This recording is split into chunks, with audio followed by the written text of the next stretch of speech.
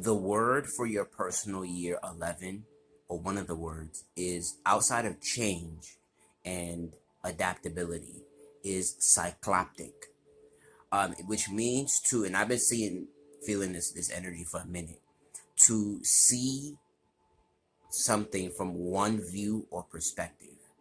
Now, let's just make it small. Let's talk about money. Let's say you want to make $1 million in your personal 11 year. Your whole life has to be from that lens and that lens alone. Meaning you're willing to change and step into the role of, let's say, a millionaire, from your circle to the books you read to how you dress to how your room is set up to your vision boards. Everything about you has to align with you being a millionaire. And I'm not even saying you need to hop up and say I need to buy the most expensive car right now.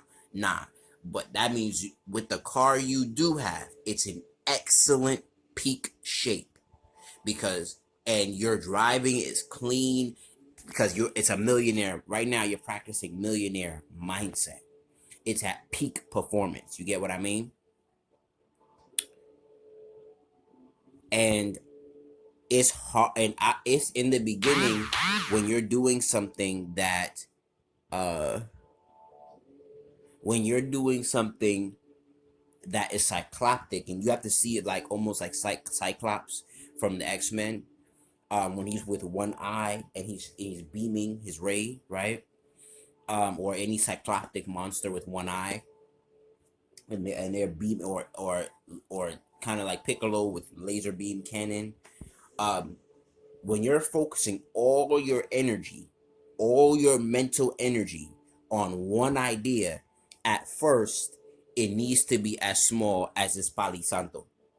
You feel me? It needs to be as small as this, so you can break it with your chi. You can break it with your energy. Because if you have 50 of these, you may not be able to break it in one shot. I mean, your beam goes all the way down, and you break it in one shot because your chi is not strong enough. So you may have to take one small goal. Let's say you are laser beamed on making $1,000, and then you rank up, or I forgot what $1 million is a month, but $100,000, um, but is 8,000 a month, right? So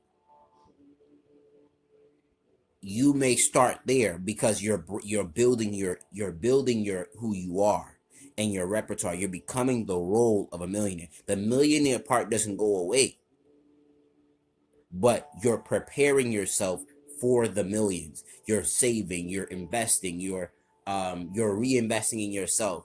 And like Grant Cardone says, your greatest investment, he often is in yourself, and he often talks about don't invest in things, invest in yourself.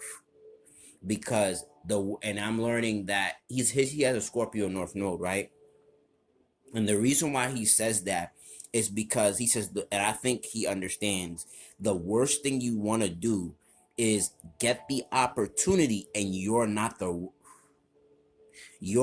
right person for the opportunity. Meaning you miss the opportunity because you personally cannot handle it.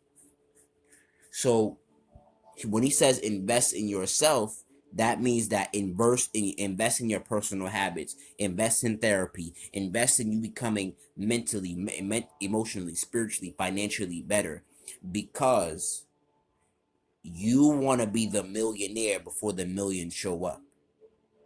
And a lot of us, including myself, do it backwards. We want the millions before we're the millionaire. We want the lover before we are love. The essence of loving ourselves, etc., etc.